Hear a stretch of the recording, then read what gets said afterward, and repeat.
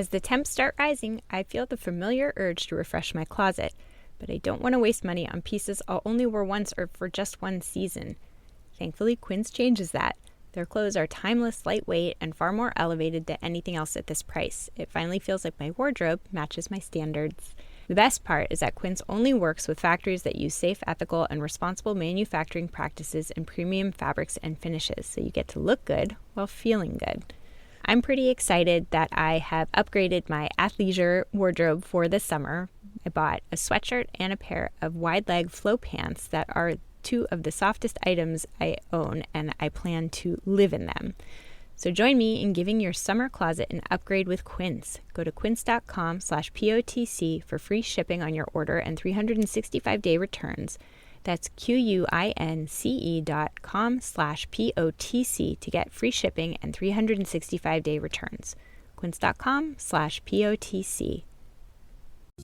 What are good outcomes that we can hope for in grief and loss? And continuing bonds just means the opposite of what Freud told people, which is like you need to get over somebody's death. You don't. You just need to transfer the relationship from the present, as it was with a living person, into the present with your understanding of that person.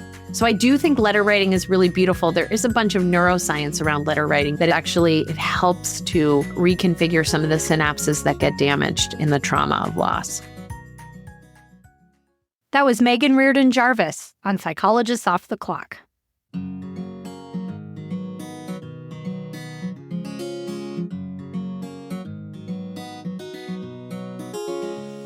We are four experts in psychology here to bring you cutting-edge and science-based ideas to help you flourish in your relationships, work, and health.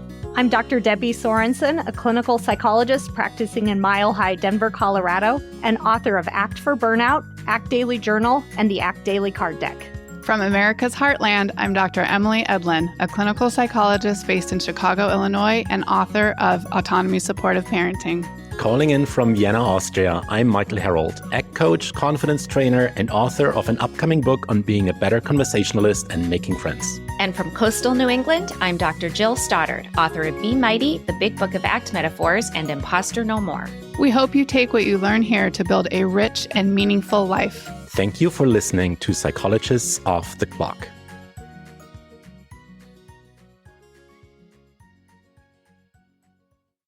Hi, everyone. This is Debbie, and I'm here today with Jill to introduce our episode with Meghan Riordan Jarvis, who is a grief and loss specialist and who has a new book out called Can Anyone Tell Me?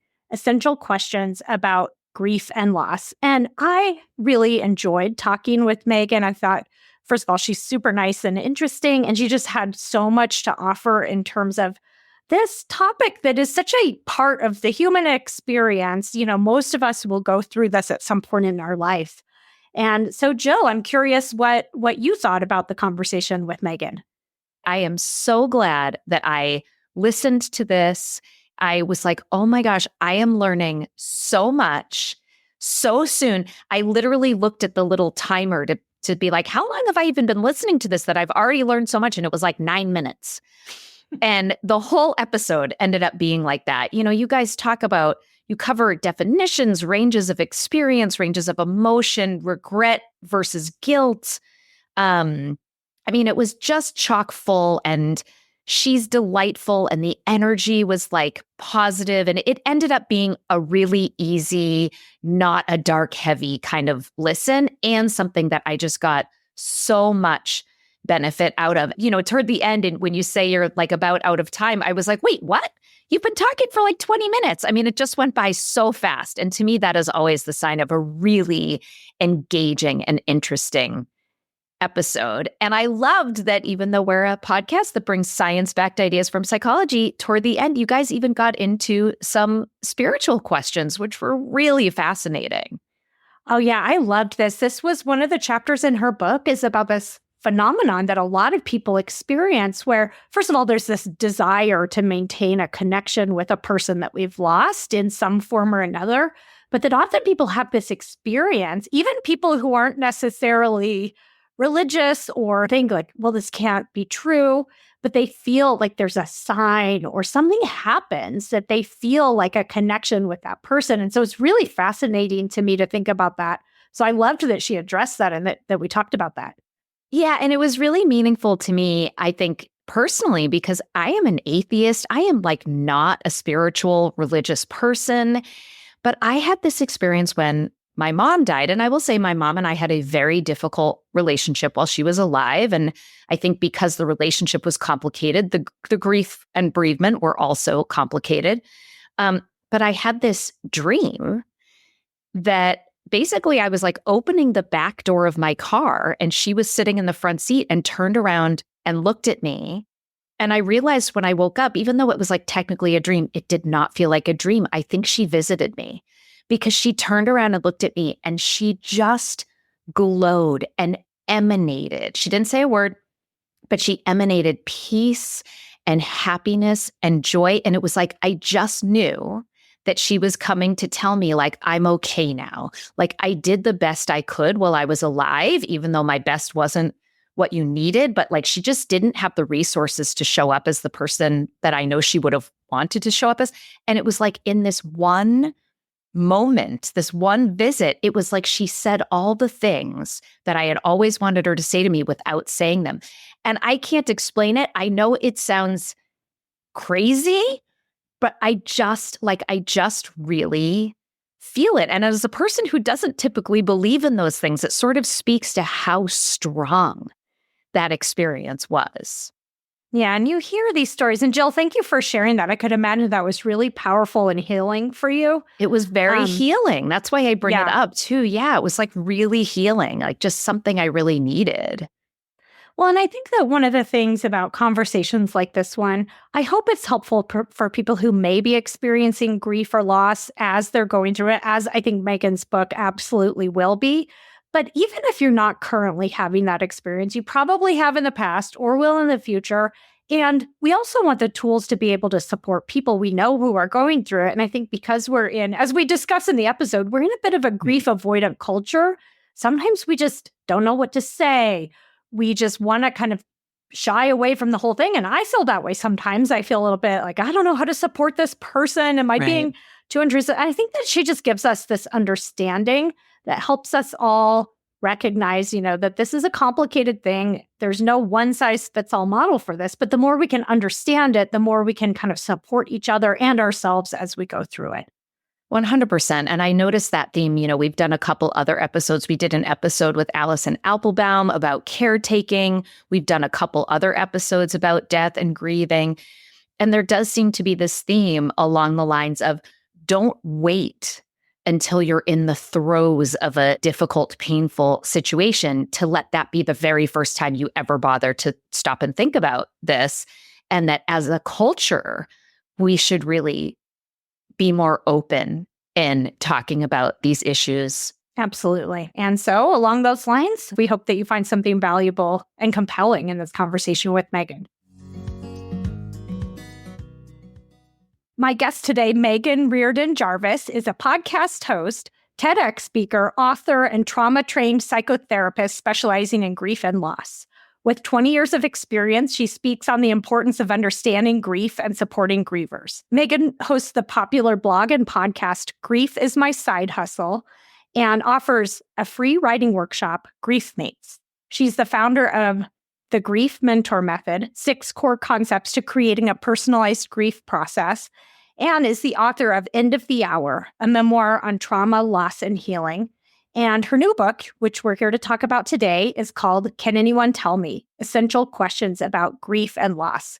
Meghan, welcome. I'm so happy that you're here to talk to us today. I'm so happy to be here. Thank you so much for having me.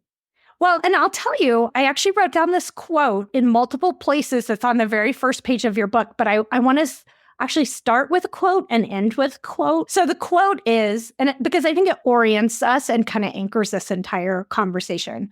The quote is, while grief is personal and different for everyone, becoming more informed about grief helps us to feel less overwhelmed, scared, and alone when we inevitably find that it's our turn to grieve. And so I wanted to start that off to kind of anchor the conversation around the work that you're doing. You have your book and your podcast and all these amazing resources. And I think that your work is just all about helping people understand, Yes. what this is like.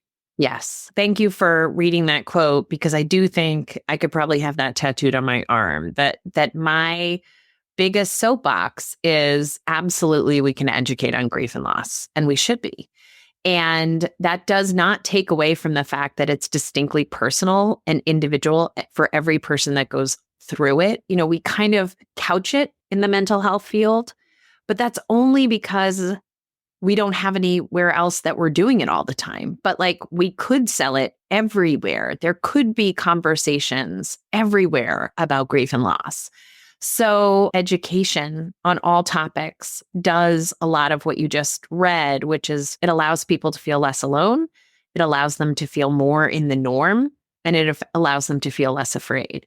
And that has certainly been my professional experience as a trauma therapist, but also my experience as a griever. I have heard a lot of things that people have talked about where they said, and that made me feel crazy. It is very simplistic for me to say like, oh no, I've heard that from 20 or 30 people. And then you can just see the face soften like, oh, that's just normal. The reason they don't know it's normal is because as a culture, Western culture in particular, we have decided that these conversations are too hard to have out in the open. So we have them just in these very specific places. They're often kind of one-on-one or in a small group where you're not allowed to talk about what the group said when you leave. And that leaves people in this developmental experience feeling really alone. And I equate it to teaching kids about puberty. Not every kid is going to have what we learn in those classes happen to their bodies, but maybe their friend will or their sister will. And it's important for them to have the core education so they don't freak out. Same with, we're watching right now, menopause is part of this big movement right now where suddenly women are getting core information that they need. And I feel like I'm pretty well educated. I'm in menopause. I have been studying these things, but I just heard the other day that women lose teeth. I didn't know that. No one had taught me that. That was like a new piece of information. My head exploded. I called my sister and I was like, yeah, you know how we both have had crowns on our teeth? Turns out that's not because we've been eating too many hard candies. It's a hormonal, result to what's going on in menopause. And I'm ready for grief to have that same moment. And a lot of what we talk about in Can Anyone Tell Me, it starts with, what's going on with your brain and what's going on with your body, because we all have brains and bodies. So we can just start there. We can just start with the norm of what happens to the body when it goes through a profound loss. Yeah, and I want to talk to you about that in a minute. There's so much to unpack in what you just said. And I love this piece. I wish I could remember the exact words you used in the book, but culturally, we avoid death. We avoid grief and loss. People feel overwhelmed. They don't know what to say or do. They wonder. And as a therapist myself, so many people, they feel like they're doing it wrong or they want to, what is happening to me? And I think that these kinds of conversations really do help because, we should be talking about this. This is an inevitable part of life. The quote I just read, you said, when it's our turn to grieve. And I think that's really true, that this is something that we will all experience at some point or another, to some degree or another. That's right. And so it's such a normative part of life that we need to be talking about it. It's a normative part of life that actually connects us all. I mean, so that's one of the things that, people suddenly feel like they've been brought into the fold. There's the regular life out on the lawn, the UPS guy's delivering the package, those people are walking to work, that person's walking their dog, and you're a part of that. And then you go through profound loss and you're like, no, I'm over here in my bubble, but their world has kept going. And that can be really isolating and really difficult. But the thing is, there's a whole bunch of other people living in bubbles. And those people walking the dog and the UPS guy, they're all going to be in a bubble one day. They're just not now. It's like watching people running laps. You don't know what lap they're on. You're on your lap, which happens to be a really hard one. They may have already had this lap, or they may have it still to come, which is not to say that every person gets the same amount of loss. That is obviously absolutely not true. But when you think about what are universal human experiences, experiencing profound loss, I mean, that goes across cultures, genders, ages. It's what happens. It's human. Yeah. So just to orient everyone to some of these terms, what do we mean when we say loss and grief and mourning? Because obviously they kind of go together, but they're different constructs. Oh, I love vocabulary because I think it really helps us get clear about what it is that we're talking about. And some of the hardest discussions and arguments that I have found myself in with people, believe it or not, there are arguments in the grief world about grief, is that we don't have a shared understanding of what the language is, what we mean. So loss is exactly what you think it is. It is the idea that you had something that you no longer have. And it could be an attachment, it could be an item, it could be something, but that's loss. Grief is the energy that's created in your body in response to loss. So we focus a lot on, I lost, my marriage, I lost my brother. And of course you did. That is what happened. There is something that is not there that will not be restored. It's gone from you. But we focus a lot on sort of the empty component. Grief is actually a new thing, a new energy that has entered your system on account of loss. And the reason that's important is that energy can feel like a whole lot of things. It can feel like anxiety. It can feel like deep sadness. So being able to sort of say like, no, grief is a new thing. It's an add-on is important, at least in the way that I do the work. And grief is something that's personal, that people are not necessarily participants in and don't necessarily see. But mourning is the outward expression of your grief. So it's the way in which you allow the rest of the world to be able to see it. It is an action that allows some of that grief to get out of your system. So people wear, mourning bands or clothes in the Victorian era. We don't do that so much anymore, but we might have a bracelet on or a sticker on our car or something that indicates to people that we're in a period where our grief is really active. And mourning can look like going to services or a funeral or rituals that you create so that you can have something to do with the grief as it's sort of bubbling up and generating inside your system. And clearly different religions and cultures handle mourning in different ways, which is sort of to think about the different expressions of it. That's really helpful. Honestly, reading right? I hadn't ever really thought about breaking these constructs down in this way. So I was like, of course, that makes sense. Right. But I had never actually thought about that before. Well, and other people will define, I'm a trauma therapist. The way that I define trauma is not the way that everybody else defines trauma. I define trauma as a bad thing that happened, that left an imprint on you, that made your life feel less than it was before. Forever and ever, until you start to sort of work on the trauma and process the trauma. Other people will tell you that trauma is only when you were afraid for your life, that it doesn't count as trauma unless you thought you were going to die. And I just don't agree with that. So take my definitions and then you can play with them and make them your own. So you've been very open, I think, in your book and just putting out into the world that your work was partly sparked by your own experience with grief and loss. And you lost both of your parents in close succession in very different ways. And I hope it's okay for me to ask. I'm sure it is. Whatever you're going to ask me, I'm sure it's okay.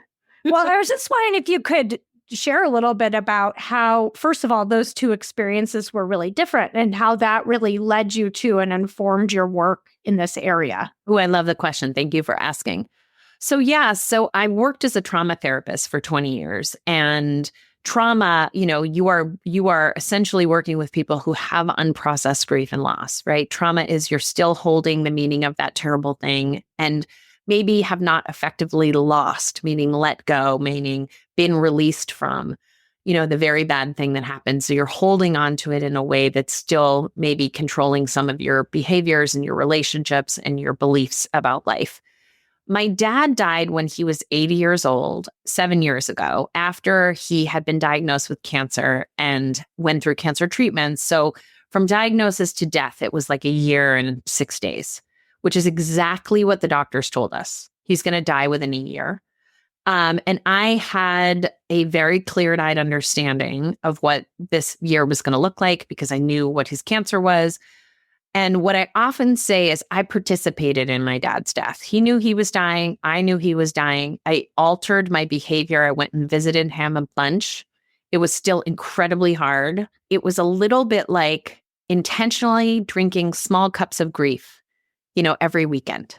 And so I write about that in my memoir, End of the Hour. I write about it because I want people to sort of see the difference between that experience, which is, over time and you're given warning. And I also was not incredibly close to my dad. Actually, the year that he was dying was sort of one of the easiest years of our lives, I think, of our relationship together, because what was the point of being frustrated and disappointed in each other?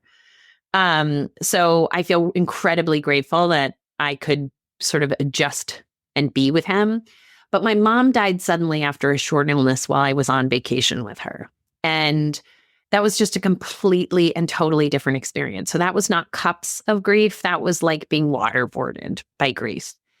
And the work that I do as a trauma therapist, a lot of what I'm doing is trying to help people get back into central nervous system regulation. So meaning there was too much sort of energetic information for my brain to process and my body to process. And so you see that in the brain and the body. Like I had ruminations and I couldn't sleep and I couldn't eat. And I got really sick from my mom's death almost instantly.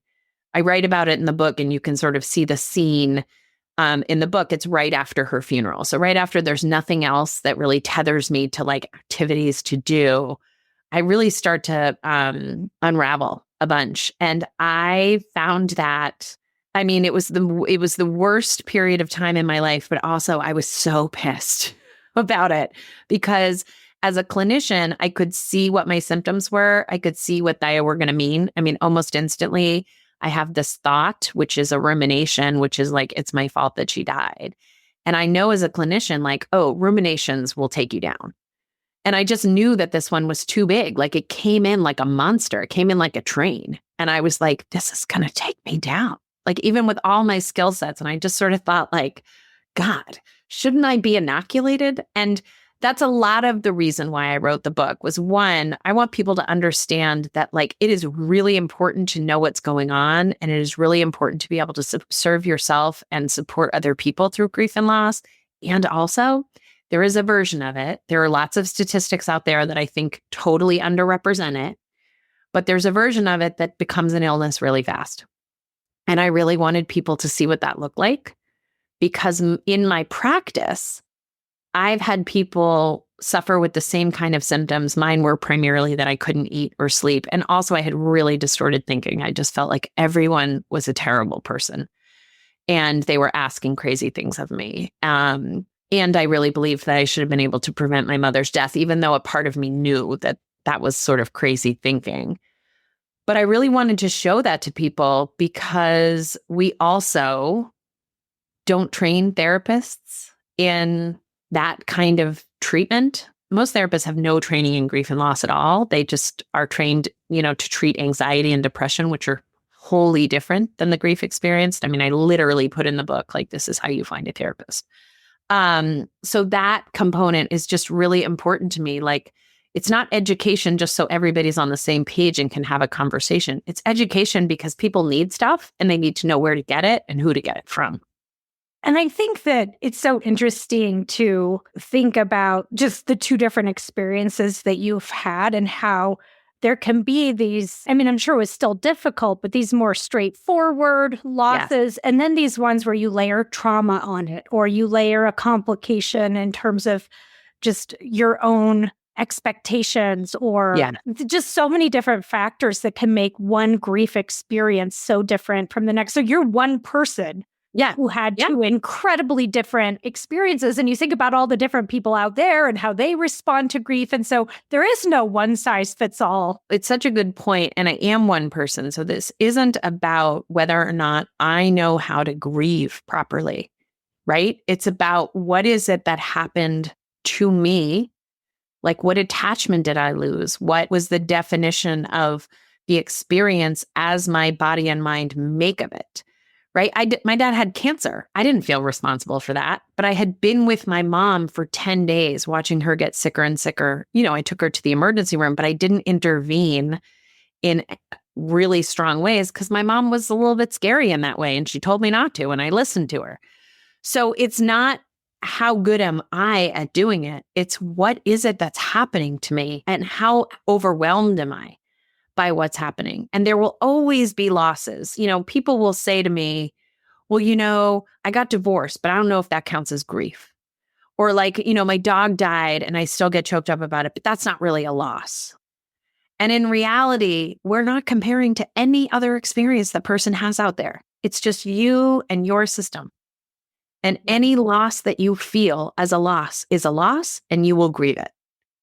That's it. It's like that simple. And we have a model that I work on called the Grief Mentor Method that you mentioned in my bio.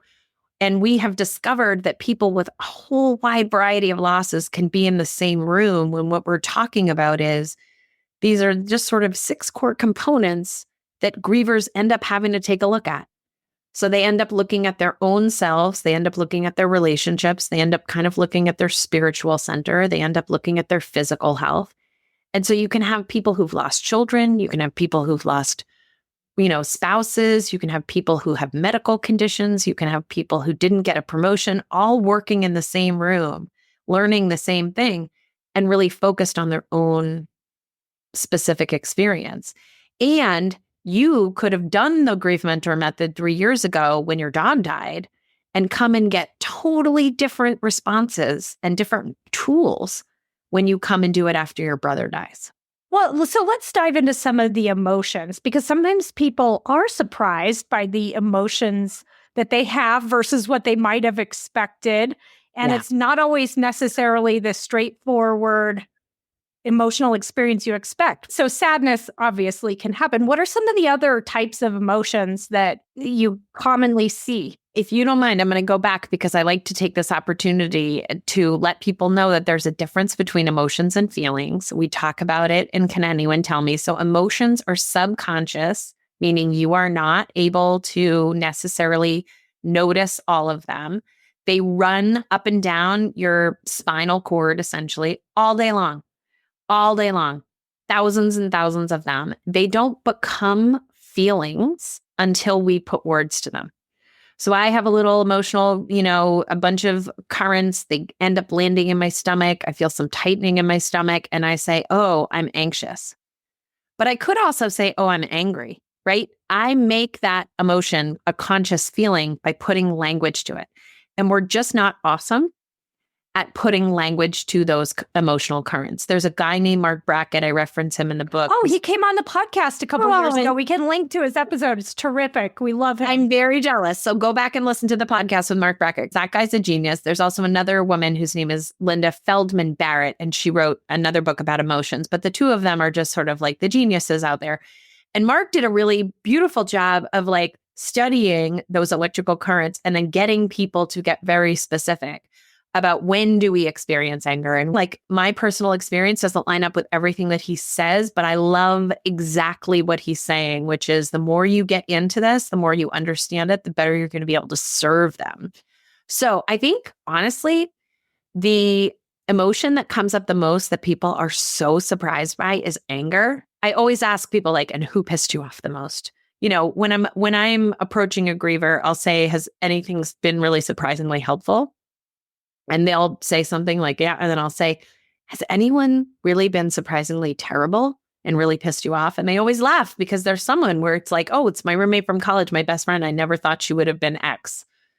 But really what we're talking about is when there's a death in particular or a really profound loss, it does trigger our instinctive fight, flight, and freeze responses, which are progressive. So we fight first, then we try to flee, then we go into freeze. And freeze is where we think trauma happens because you don't fight the energy, it just lands on you. And every time I say they're progressive, somebody says, no, they're not. I never fight. That was conditioned. They are progressive. They are physically progressive. We've mapped it. If you don't fight, it's because you learned a long time ago that fighting doesn't work. So there are some people that go straight to freeze. The interesting thing about grief and loss is you can fight, you can flee, you can freeze. None of it is going to help you at all because there's nothing to fight against. But anger is a fight response. So as a therapist, I love anger. When people are really angry as a griever, I know they're still doing okay, right? Because they're progressive with freeze as sort of the worst. Fight and flight are in the sympathetic part of our system, which is active, which means you can move it through, you can push it off. But what fight looks like in people is like they can't stand their husband. Everything that their husband is doing feels like minimizing or the wrong thing. And I do think grievers in particular will tell you that those who are the closest to them sometimes take a bunch of hits from the blast site because they are really reactive. We have this thing Dan Siegel talks about, which is the window of tolerance, which is like how much energy and information in your system is the sweet spot. We need some stress is the sweet spot for you to like do really well. And I call that sweet spot a 5. So, if you're dragging in the morning, you might need coffee in order to like get into your 5 zone, and then you can just get stuff done and it doesn't cost you very much. But when you're grieving, the body is not being sent the normal signals that it would be. So you're not eating and you're not sleeping and you're just the window of what you can tolerate. That spot that you would get into a 5 is very small. And anytime you're not in it, you're going to be reactive. So what other people might see is like a depression, which again is the parasympathetic nervous system being really overactive. But if I lose my child and my brain just actually can't conceive how I'm going to live, how I'm going to stay alive, it might make sense for my body to say, go back to sleep. Don't think about that. Get under the covers or get really cloudy. Don't think about it. Don't think about it. But I do think people feel really sorrowful. So like just a lot of deep pain and sadness. And Dr. Mary Frances O'Connor wrote this book about the grieving brain. There's another one coming out about grief in the body. But her book really tells us like it is painful. It's actually physically painful for us to lose our really primary attachments. It's profoundly confusing. So what I find is people have identity crisis, like what is life even worth or about? I think they also will have some strange clarity at times, like I don't want to be in this marriage. I don't want to do this job. I need to move to Arizona right away to be close to my family. And I think there is some really unexpected anger maybe at the universe or God or whatever, the person in front of you in Starbucks who's like randomly annoyed about their coffee. And you're like, you're mad about coffee? I'm mad that my brother died. That confusion, I'm just thinking of a time that I lost a friend of mine and it was so surreal. I could not wrap my head around it. I'd have to remind myself because I was like, it felt very abstract too because I wasn't there. And the surreal feeling was one of the most prominent things that I experienced. So Mary Frances O'Connor, again, if people are relating to that, they should go pick up her book because she does such a beautiful job of explaining that the brain is really a prediction tool. It's really a tool that learns. And so it knows what coffee is going to taste like because it's had coffee before. The very first time you ever had coffee, that was a novel, meaning totally new experience. And it costs the brain a little bit of extra energy to do it. So the brain doesn't love to do new things. It would rather do what it already knows how to do. It pulls up these old templates and it's like, this is what coffee is going to taste like. You had it before. And then coffee tastes like that and it's perfect, no problem. What actually happens in profound loss is your brain has to learn, has to update all this data. Like, nope, you're not going to their birthday party. And nope, they're not going to answer that question. And nope, you can't call them now. And if you just think about like when you go on a business trip and you stay in a hotel and you wake up in the morning and you're like, where the hell am I? Right? Because like you expect to be in your bedroom. And for just a split second, you are really confused. That happens to the brain thousands of times when there's a death. Because the way in which we understand ourselves, it's almost like celestial navigation, is through our attachments. Am I safe? Am I okay? Does my life have meaning?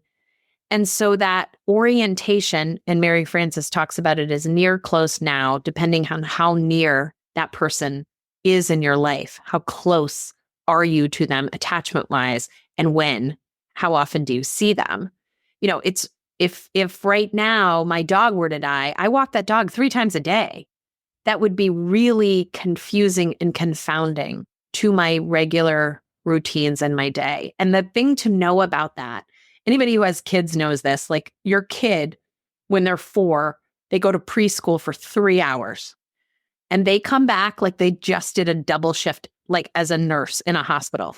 They drink like 2 juice boxes and like a whole watermelon and then they fall asleep. Like they've been working in the mines. Because when they went to preschool, the preschool teacher was like, no, you have to sit on the rug when we sing the song, and you got to learn the song, and then you got to put the red trucks back in the blue box. And also, don't touch Sammy's leg. There's so much newness that it is literally exhausting. And that is also what happens in grief, is our brain is constantly trying to update the information. And grievers will do just the same thing as the hotel, where they will wake up, and for 1 second, it's so painful, they will forget that their person died. And then their brain will remember and remind them. And the grief is like new and fresh, and it's so awful. But eventually, and it just sort of qualitatively, it's somewhere between 5 days and 2 weeks that stops happening, because you learn it and you remember it, and it's intact and it's coded. I do want to ask about a couple of other emotions, though. Yeah. Fear. Can we talk about that for a minute? Like some of the anxiety and fear and terror that shows up sometimes for some people. I feel like I'm a bibliography today, because there's another beautiful book by Claire Bidwell Smith, which is all about anxiety and grief. So again, it's important to get to the terms, and I do a lot of definition of these things, like worry. We worry in grief. We worry as a person. When you're worried about something, it actually creates something that then I'm worried that I have a broken door in my car. Well, the worry will make me take it into the car service place and get it fixed. Anxiety is different than that. Anxiety is almost like it's like a storm that moves into the body. So it's a conditioned state. And for some people, it's epigenetically conditioned, meaning they come from a long line of people who are anxious, like a culture of people who are anxious. But generally what it means is you have more energy in your sympathetic nervous system. So the part of your brain that activates you into kind of worrying motion. When we're in a 5, that's fine. I've just got a little anxiety. I'm getting stuff done. It's good stress. When I'm at a 9, it's actually not good for me, and probably good for people around me. What can trigger anxiety? And anxiety, again, it's the perpetual sort of fear of something bad happening in the future. What can trigger that? Something bad happening. So when we have particularly a sudden catastrophic death, like, I get a call, my teenager died in a car accident. Anxiety is like, well, we are going to prepare for that kind of phone call for the rest of our lives. And it's almost like you're outside the Buckingham Palace, and the Queen's Guard is like, we're going to be on duty at all times, looking in all directions to make sure nothing bad happens. And that's what anxiety can feel like. Fear is a full body state. So anxiety is a mind state that then sends signals down into the body to sort of be in an alert state. Fear is, there is something in front of me. Fear is right there. That is a thing, and I am afraid of it. Now, based on our past experiences, and we can be conditioned to be afraid of somebody raising their voice. That can make me feel fear, and there's nothing here to be afraid of, Meghan. They just raised their voice. In the past, when someone raised their voice, that might have been something bad for you. But anxiety is really, there's nothing happening in the moment. You're just afraid of something happening in the future. And fear is really more about the moment. Okay. Yeah. And I think that this is, again, not everyone's going to feel that, but that type of experience is definitely something that can happen. And then can we also talk a little bit about things like guilt and regret, which it seems like you've experienced yourself related to your Yeah. So again, I really love to get into the nitty gritty about the language, because I think it matters in terms of helping us. I will tell you, I think guilt and regret are typical experiences with grief. So if you have them right now and you're grieving, good job. You're grieving. This is part of the story. I tell this story. I wrote an article about it, and I think it's in my first book, but one of the reasons I really wanted to go see my dad every weekend, I said to my husband, I was like, I don't want to regret, not spending more time with him. But I am telling you, I spent more time with my dad in the year that he was dying. And the minute he died, I was not in the room when he died, which I think was actually his choice. The minute my sister told me he died, the very first thing I thought about was this moment where I got my wires crossed with the doctors in the hospital, and I thought he was going to be in surgery. And it turns out he was sitting in a hallway on a gurney by himself. and I went to go get a sandwich. He died. And the very first thing I thought about was like, why wasn't I with him in that moment? So I'd spent this whole year trying not to regret anything. And here, the very first thing I had was a sense of regret when my dad died. And here's what I know about that. It is so overwhelming to lose people that we love.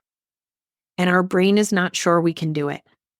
So it does a lot of look over here instead. Think about this instead.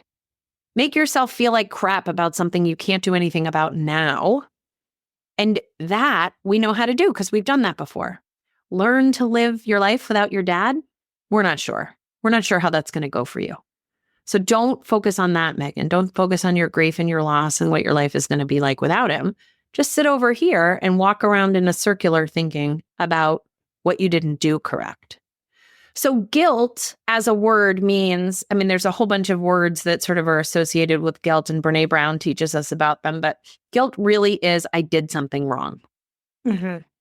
And so a lot of what we will find ourselves doing when someone is no longer with us is we will run down a track of guilt. Like, oh God, I should have done this. I should have done that if I had only done this, right? Why did I treat them this way? Why didn't I show up to their birthday? I am a bad person. And when they're in the sort of like present tense, that guilt really is about, I did or did not do something correct. Regret doesn't necessarily always have guilt in it. Regret is just like, God, I wish I had gone to Florida with him. It's not about I was a bad person. It's just like, God, I wish I had gone to his college graduation. I wish I'd sent him that package. It's just, I wish there was a different outcome. And those things can circle in our minds. We can just walk around in a circle like, God, I would not have to feel so bad if I had only sent him a birthday present. Which of course isn't true, right? Because you're going to feel bad because your dad died no matter what.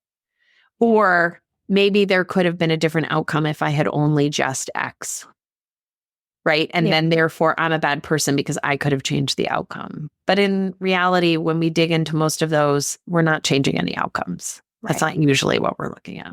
And what I talk about is I had ruminations of guilt and regret, which really meant ruminations are a relentless circle. And they dysregulate you. So they're not just thoughts that you have. They ring your body like a gong while they're going on, and they can make you really sick. And mine did. Mine made me really sick really fast. Well, I appreciate you kind of describing all of these because I think when people have an experience like this, they don't always know that this is what's going on and that, like we're saying, you're not alone with that. Yeah. To kind of normalize it a little bit. And along those lines, a question I often get from people I've worked with who are going through grief, and you do address it in the book, which is, when am I going to get through this? Like they want to know the timeline. Yeah. And so I was just wondering if you could speak to that. Oh my God, I want there to be a timeline too, so bad. It's where we got the 5 stages of grief, which are not really accurate. We don't all go through them. They were really meant for people who were dying. And even folks who were like, no, I know there's not 5 stages of grief, but also it only takes about a year. You just have to hit all of the anniversaries and all of the significant days, and then it will be better. And that's just also not true. It is such a misery for me to have to say it takes as long as it takes. I do have, when I'm working with people, a couple of timelines that I say, like, I think profound grief and loss will dysregulate the system up to X number of days. I usually say, like, your symptoms are beginning to lock in 3 months. So kind of 30, 60, 90 days is for many people, now I know I'm going to get migraines. Now I know I'm going to have an upset stomach. And those symptoms kind of lock in and we can then address them, right? Sometimes when we start to address them, we get a new symptom because the body is dysregulated. And, we have 12 systems in our body. We have 12 cranial nerves, but there aren't timelines because people don't sit down and press a button and start grieving. I've worked with folks who their mother died and they had a brand new baby. And so they could not really touch the very red hot burner of what it felt like to be with their mom until their kid was 10. And they'll often say that with this like pain and shame, like, oh, I didn't grieve my mother. And generally what they mean is I didn't cry a lot. That's what we think of as grieving. Grieving is a lot of things. and they think that they should have, and it would have been better that way. And I know as a trauma therapist, again, in trauma, we don't want you to have more energy in your system than you can handle because it will debilitate you. I know for some grievers, there was wisdom in their decision to sort of look away and not focus on the death of whomever at that time in their life. It may have been too much. When they're talking to me about it, they're ready to dig in on it. I can tell you, and I have a podcast with Anna Whitson Donaldson, who lost her beautiful son, Jack. And it was, I think we recorded on the 10th anniversary of his death. And she said it, that she's learned to carry the loss of him, which is something that if anyone had suggested in the early days, she would have slapped them across the face. Like the idea that that there would be anything good that would ever exist in her life after the loss of her perfect son wasn't even possible to conceive of. And I'm 5 years out from my mom dying, and I still grieve her. I mean, I intentionally grieve every day because I think it's a practice that we need to be vigilant about, just the same way we like eat good food and exercise our bodies. But I don't get sent back to bed as often. It still happens. I mean, I usually post about it on my Instagram, like, oh, I was doing this, and all of a sudden I just thought like, oh, I can call my mom. I have 10 minutes. And then it's like, oh my God, are you kidding me? She's been dead for 5 years. And my brain is still like, just give her a call and tell her this thing.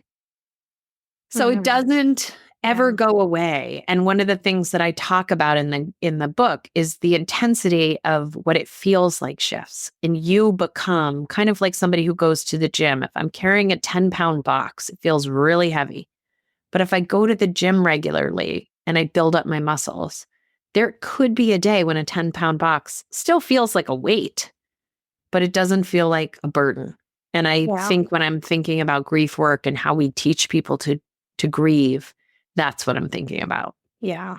I've used a metaphor before that later it often comes as waves where it'll sort of come and go. And maybe 5 years later, the waves are fewer and far between. But then you'll still get a tsunami every once in a while where out of nowhere, there's this massive reminder. And it's just like it happened yesterday. There's no point at which it's totally gone for most people. I've had some people, their dad died when they were 12 and then they were graduating from college. And it was just a really hard year because, they wanted to ask their dad all these questions about how did he decide to become an engineer?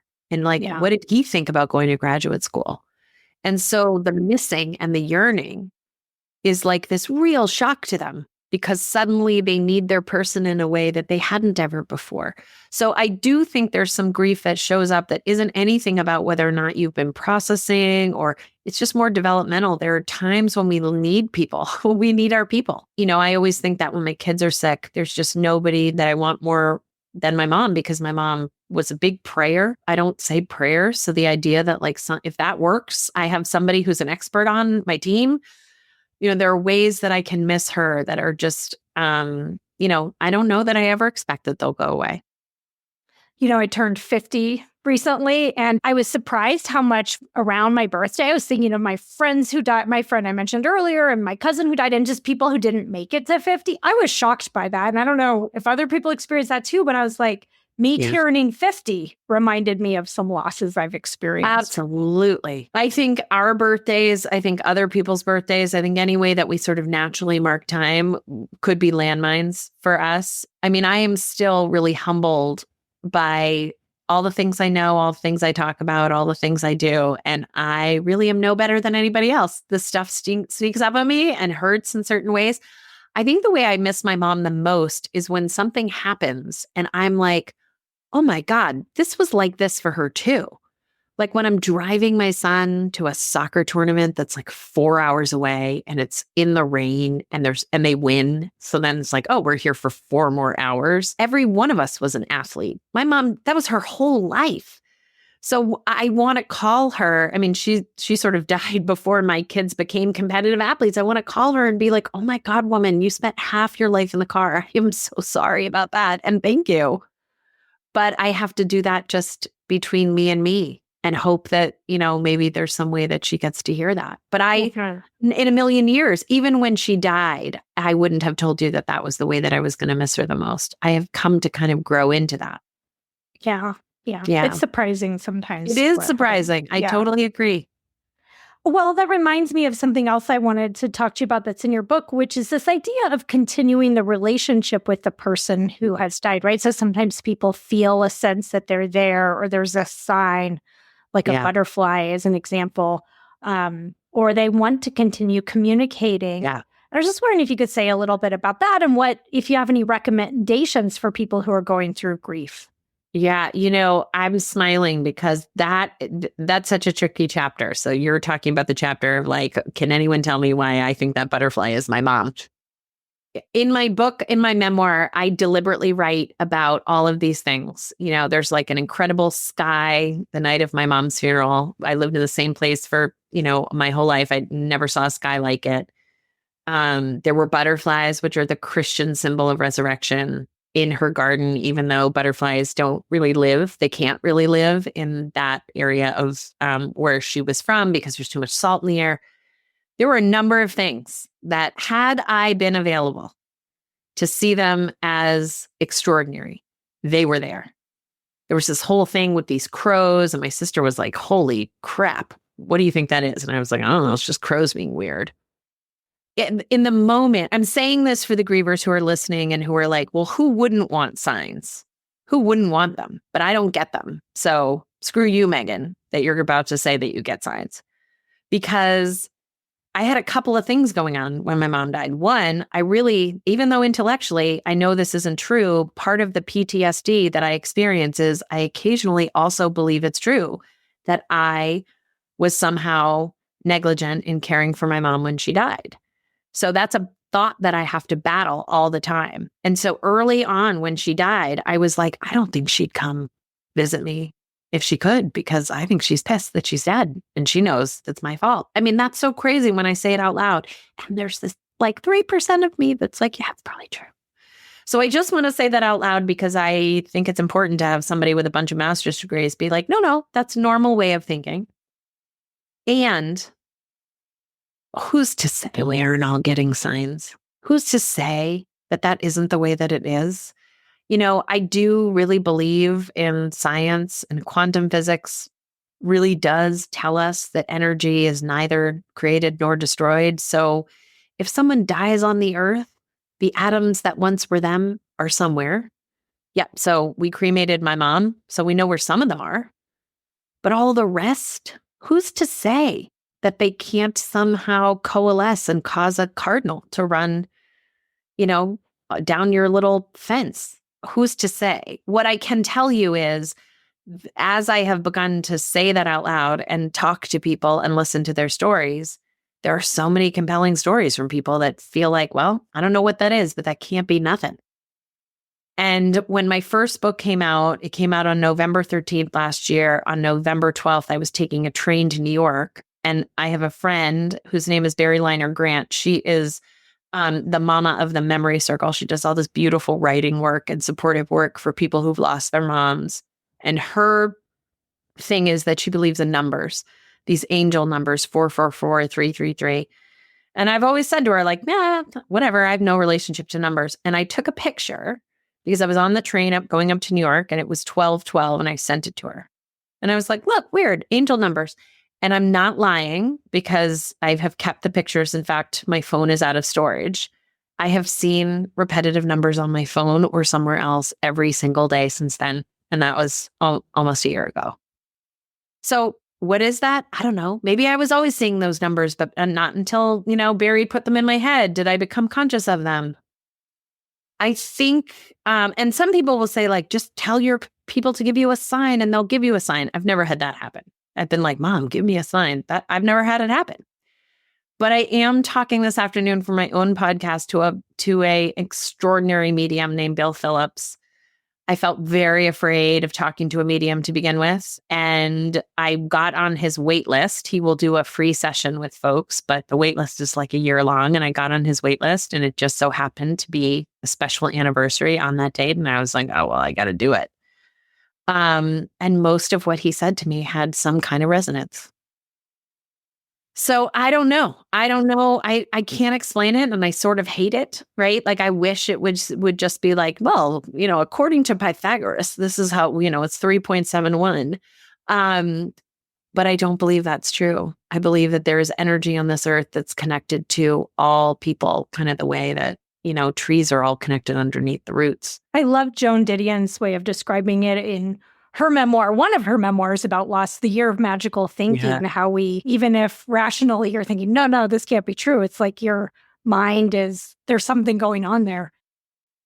I love the idea of writing as a tool for personal growth, and I have an interest in this. And you have a few writing practices in your book, and you have your writing groups, which I think are a terrific thing that you're offering. And one of the practices you have is writing letters to the person as a way of communicating. Yeah. Have you seen some powerful things happen when people have done that? Yeah. I mean, so as a therapist, sometimes we write letters, even when the people are still alive, to sort of say the tough stuff, and then we can pull out what pieces in there really maybe need to get said. One of the things that's really tricky is when people die and there is stuff that's left unsaid, or there are resolutions that we never came to. So being able to share what you needed to share with someone is really important. When my mom died, I didn't have anything left unsaid. I just wasn't done talking to her. So I have a year's worth of journals that said, "Dear Mimi, here's what happened today." So everything that I was writing was like a letter to her, as if she couldn't see it herself. I don't still write that way, but I do. Continuing bonds is a theory, a modern grief theory that's brought to us by a husband and wife who, they're looking at how do people do well? What are good outcomes that we can hope for in grief and loss? And continuing bonds just means the opposite of what Freud told people, which is like you need to get over somebody's death. You don't. You just need to transfer the relationship from the present, as it was with a living person, into the present with your understanding of that person. That is a tricky, it doesn't work perfectly. We're not going to pretend that the person is still here, but many of us have a sense of like, oh, well, this is what your sister would want for you, or this is what she would say, or this is how she'd laugh. My sister and I send each other videos of like little Welsh kids swearing at goats, because that kind of stuff made my mom laugh so hard. She just thought that was absurd. And it's like, mom would have loved this, or mom would have hated this, and when you're doing that, that is a grief practice, because you're bringing up this longing for this person that isn't here. You're sharing it in connection with somebody else, and you're allowing the present to be the present, right? She never saw this video, so she can't, I'm not telling you about how she did laugh at it. I'm saying she would have laughed at it if she were here to see it. So I do think letter writing is really beautiful. There is a bunch of neuroscience around letter writing as well, that it helps to reconfigure some of the synapses that get damaged in the trauma of loss. So it's actually just good for us. Yeah. I had mentioned earlier, I wanted to also end on a quote, and I think it's relevant to what you just said, which is that we don't move on from loss, we move forward with grief, right? And so it may be something we never totally get rid of, or just becomes this distant thing. It's more like we move forward in new ways, and the grief comes along with us.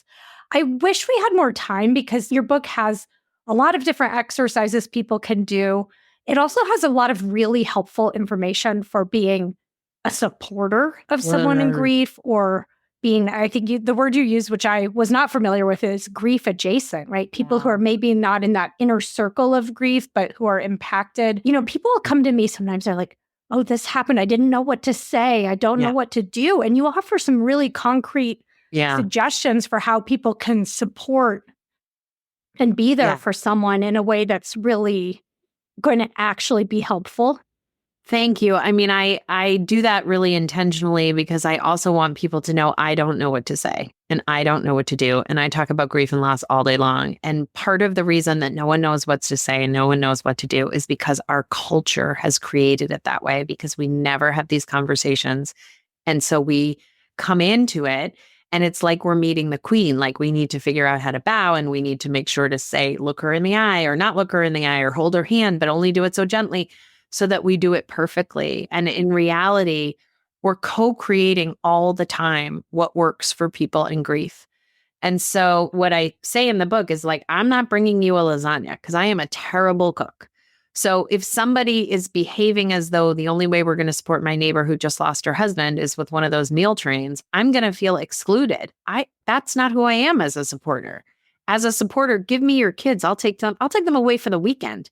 I already have a bunch of kids. I'm from 6 kids. The more kids, no problem. I can mow your lawn, but I need to show up as a supporter in a way that's authentic, that doesn't feel deathly afraid that I'm going to do or say the wrong thing, because the reality is there's no such thing as the right thing. And probably this griever is going to feel an elbow or a toe because we as a culture haven't figured out how to just expand the conversation so that we all know, oh, no, it's totally awkward to offer support. That's normal.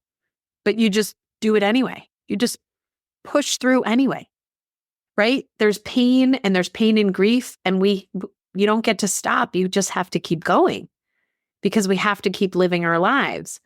Same with being a supporter. It's really awkward and uncomfortable, and I'm going to go over there and she's going to cry and that's going to be awful. And yes, all that's going to happen, and go anyway.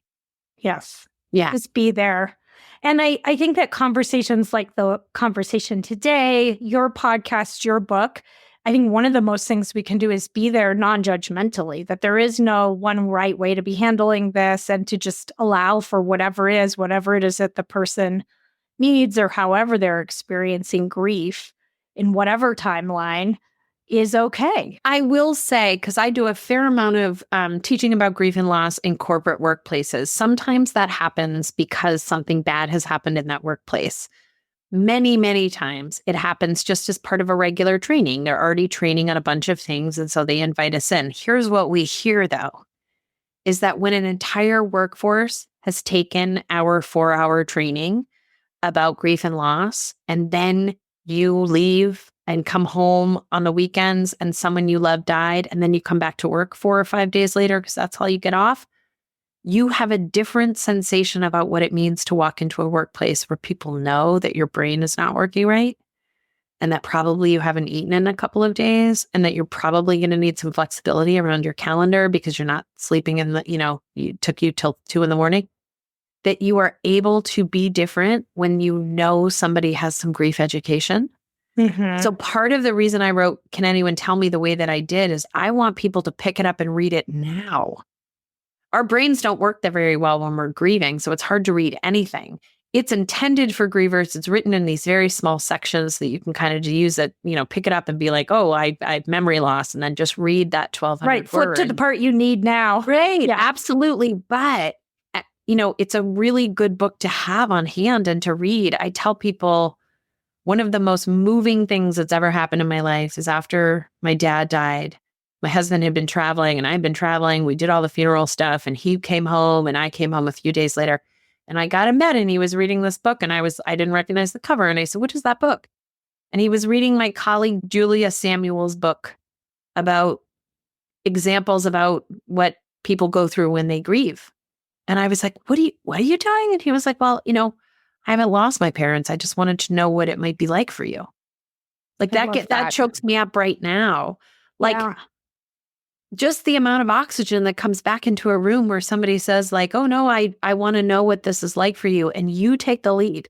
You tell me what it's like.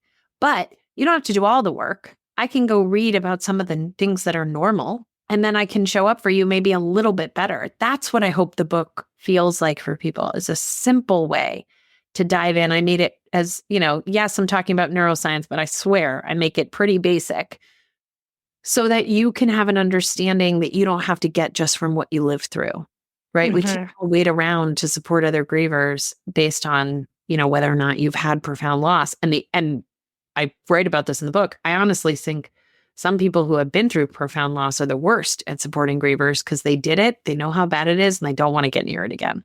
Mm-hmm. It's really hard. Yeah. Can bring up all kinds of things. Yeah. Yeah.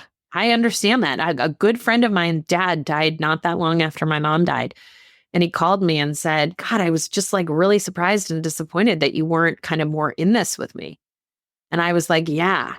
You know what, though? You called me from the hospital and I didn't sleep that night because all I could remember was being in the hospital with my dad. And he was like, oh, yeah, that makes sense. And I was like, sorry for being a jerk. I should have told you.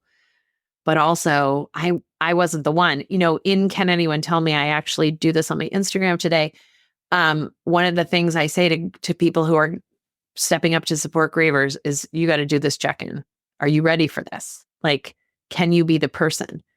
Because if you're close to the blast site, it's hard.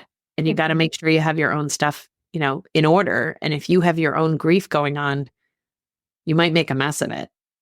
Yeah. Yeah.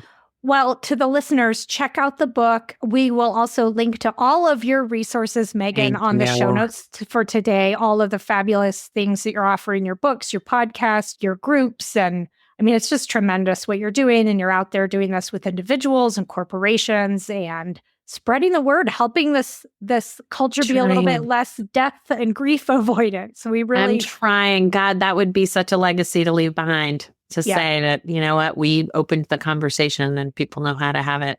That's my dream. That's my soapbox and my dream right there. Well, I appreciate it. And thank you so much for joining us today. It was really wonderful to meet you and to have a chance to talk to you. You had such thoughtful questions and I really, really appreciate it. So thank you so much. Thank you, Meghan.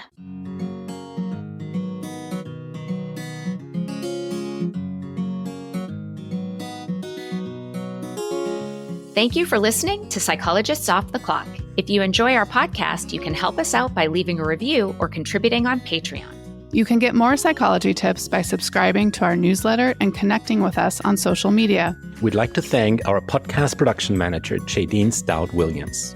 This podcast is for informational and entertainment purposes only and is not meant to be a substitute for mental health treatment. If you're looking for mental health treatment, please visit the resources page of our website, offtheclockpsych.com.